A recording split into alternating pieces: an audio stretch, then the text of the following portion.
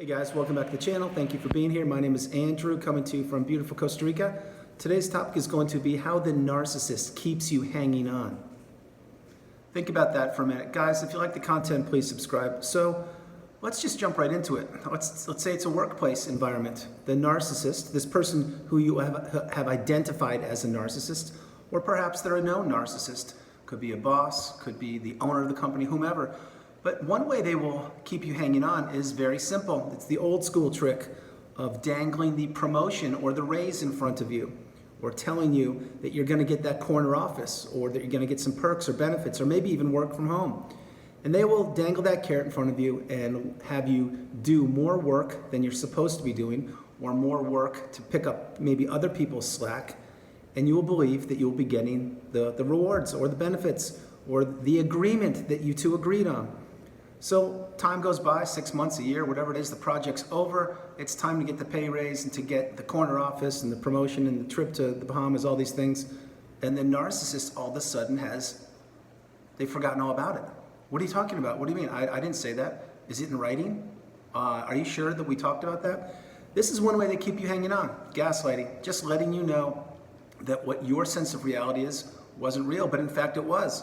See, the narcissist is manipulating you again, and this happens in the workplace frequently, especially in office locations or you have a cubicle setting, that kind of thing. What happens is that you will be promised things. You know, maybe you've been in the company for a couple years and you haven't had a pay raise in a while, and they will say, yes, this quarter we're going to do it for you. We know it. And then lo and behold, here comes some global event or some reason they can't, or you get my point? So, point being, in the workplace, if your boss and or the owner of the company, whoever your direct boss is, I suggest getting these things in writing and actually date it and timestamp it. Timestamp's a little much, but you get my point. Make sure it's done. Other ways the narcissist keeps you hanging on: future faking. You are in a romantic relationship. Maybe you're married. Maybe you're in love. Maybe you're dating. Maybe you've been together for years. Whatever the situation is, I am certain if this resonates with you, please drop comments below. The future faking is another one. The same thing. It's similar to what I mentioned in the business a moment ago. However, this is going to be like, yes, if you're not married, yes, we will get married. Yes, we're going to move. Yes, we're going to start a business. Yes, we're going to have a family. Yes, we're going to do this, that, and the other thing. But the whole time, these are all words. The narcissist is not taking action. Once, keep in mind, in the romantic narcissistic relationship, once the narcissist knows that you have fallen in love with them, really understand this, that's when it's game over. That's when they know that they have you ensnared in their web of manipulation. It's exactly how it works, whether you're married or not. Because keep in mind, the narcissist can't fall in love. They can feign love, and they can act like they're in love, and they can have the wedding ceremony that everyone attends, and it's the best wedding of the season, whatever you want to say. But can they be in love? No. Because once those wedding bells ring, and I've mentioned this frequently, believe me when I say it, the narcissist either already has other sources of supply lined up behind your back, or they are looking for other sources of supply. Yes, there is euphoric stage, and yes, of course, the love bomb, same thing. But believe me when I tell you, any marriage certificate with a narcissist, it's just a license to abuse. That's how they see it. Another way you can look at that is they don't take their vows the same way you do. In other words, perhaps you're from the same ethnicity or religion, and you exchange the same vows. Well, maybe you believed in those vows. Maybe that's what you were taught when you were brought up. Excuse me. But they're just going to nod their head and say in agreement, yes, I agree. I think that you're right. But they have no intention of honoring those vows. Keep in mind, when you are married to a narcissist or they're your significant other, if you get sick, it's game over.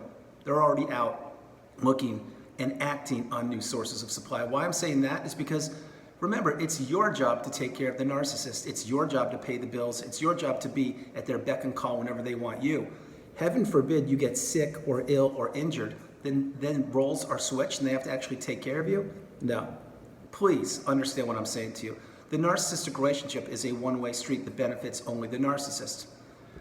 Other ways that we can take this is the narcissist they're looking for ways to exploit you.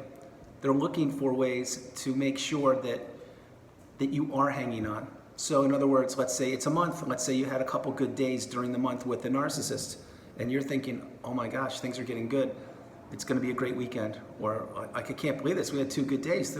There was no rage fit. I wasn't being validated. I wasn't being stonewalled. This person was actually answering my texts. This is remarkable. But when it seems to be too good to be true, it is. And guess what? Boom. This is when the floor will drop out from underneath you, because the narcissist needs disarray. They need disorder. They need disruption. They can't have a peaceful, let's say, week or month. Certainly not year. That's not possible. That's not going to happen. This is another way they keep you hanging on, because they give you a little breadcrumb of hope throughout the relationship, here and there, whenever they feel that you are actually catching on to them. And then they will act like they should be acting throughout the relationship. In other words, they will act like they're loving, empathetic, that they care about you. Maybe they snuggle up with you on the couch. Maybe they actually show some affection.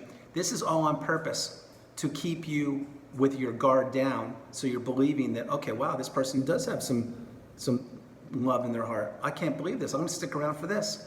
And as soon as you get comfortable, no, that's it. That's when they change again. Keep in mind, the narcissist, I said it before, I'll say it again. They can't love, they have no empathy, they care about themselves, that's it. But the narcissist keeps you hanging on many ways. Let's say you were discarded or the relationship ended. The narcissist there, they keep you hanging on also there, through litigation, through parental abuse, through, not parental abuse, sorry, child alienation is what I meant to say. And also they will make your life miserable, because they want to drag out the divorce and or the proceedings as long as possible, because they want to isolate you. This is another way they keep you hanging on. In other words, let's say you were discarded. And let's be real, if you were discarded, my heart goes out to you. That is one of the most difficult things to experience and or process on this planet. It is nothing that I would ever wish upon anybody, ever, ever. But if that happened, you had to pick yourself up and put yourself back together. I am certain you experienced the smear campaign and you did not maintain many friends or loved ones or trusted ones, because most people already were listening to the narcissist and the smear campaign when you were discarded. Because remember, it was all a big setup. It was a setup to crush you, to demolish you. But they keep you hanging on again once the relationship is over, because there is a little sliver within you saying, maybe they're not as bad as I thought. Maybe they still will text me. Maybe if I don't block them, maybe there's still a chance we can get back together. But that's what your mind is saying, but you know, or your heart is saying, but you know, and your mind is telling you, no, this is not good. This is a toxic individual. And because they don't give you closure post-narcissistic relationship, they won't, they can't. It's meant, when the narcissistic relationship ends with a discard, it's meant to inflict as much injury and pain on you as possible. And yes, there are moments in time after you're discarded, even in your darkest days, you're thinking to yourself, wow, maybe there still is a chance. It's because you're still caught up. There's still cognitive dissonance there, and you have a lot of work to do. That's what that means. But that's another way they keep you hanging on. It's not until you actually go no contact, block, delete flying monkeys and all people associated with the narcissist that you actually give yourself closure and you put up boundaries and you understand that was one of the most toxic relationships I've ever been through, or maybe the most, and I want nothing to do with it. And that's when they don't keep you hanging on. You see, the whole idea of them keeping you hanging on is because you believed in their false narrative. You believed that they were the best person you've ever met. You believed they were the love of your life. All the things they told you, all the things they mirrored back to you, that's what you believed. And you didn't know because you didn't have the education on narcissism. Now you do, and or you are getting it. This is your new superpower. This is what you need to use to insulate yourself, to create boundaries, adhere, maintain, and grow boundaries. The whole idea for this video is the narcissist will keep you hanging on in the beginning of the relationship, when you're, let's say that you just met them and you're in the euphoric stage. Well, they're texting you all the time, nonstop, and they can't be away from you. That's meant to ensnare their dirty fangs into you, so you actually fall in love as fast as possible during the euphoric / love bomb stage, so then they can begin devaluing you as soon as they want to, or as soon as you get married, whenever it is. And then that's when they're going to be looking for new sources of supply. All of a sudden, you're not the flavor of the month, whether you have a wedding ring or not. You're just an individual. You're not a spouse. You're just a person to be abused.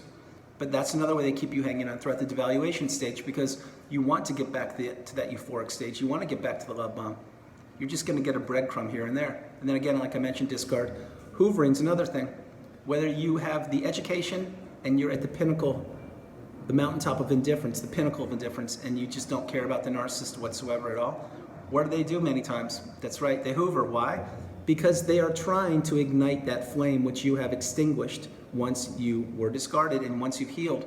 Remember, once you do the work, the inner work post-narcissistic relationship, you understand that you had to go through this relationship to get to where you are, and you had to do a mountain. You had to go through a mountain of work on yourself, and you did. But yet, here we are, let's say months later, years later, decades later, every once in a while the narcissist may pop their head out and try to hoover you.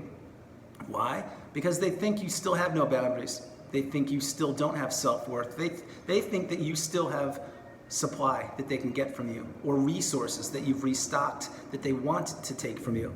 In other words, maybe they play the victim and say, hey, you know, I hit tough times, I don't have any money, or, you know, things have been really difficult, or I rediscovered myself and I really do love you, things like that.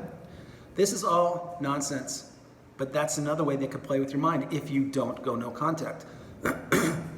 This video I could do so much more in detail. 10, 12 minutes isn't gonna, it's just gonna barely scratch the surface, but I wanna let you know that until you actually take control of your narrative and you understand that the narcissist, whether you are married to them or not, or looking to exit the relationship, or maybe you already have, or maybe you just met somebody, or maybe you just started a new job, or maybe you have a job where they promised you a raise, things like this. And I didn't even mention the friends and siblings.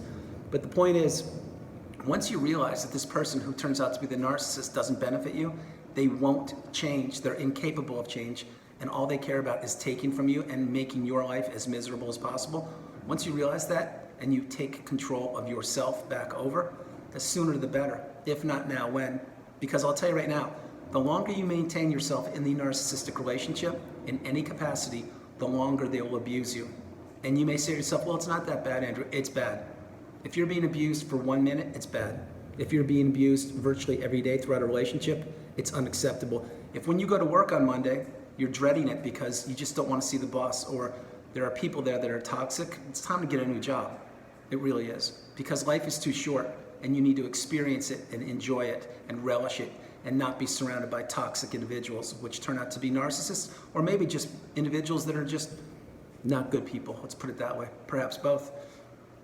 Guys, that's the video. I hope you liked it. I loved doing it from beautiful Costa Rica. This is Andrew. Namaste. Have a great evening. Stay true. Stay on the path. Continue to move forward each and every day, becoming awakened and aware. And understand that if you are in a narcissistic relationship right now, they will keep you hanging on as long as you allow them. Now, this is if you have the education on narcissism. If you're getting it, then continue to get it and process what I'm explaining to you. But if you already know this message, if you understand and resonate with it and have identified this person as a narcissist, you need to exit it. You need to get out as soon as you possibly can. You need to protect yourself and insulate yourself and understand the only change will happen when you take charge of the narrative. God bless you. I love you. No matter where you are on the planet, you are not alone. Continue to become educated, awakened, and aware. And remember, learn, grow, teach. God bless you. I will talk to you tomorrow. All right, good night, you guys.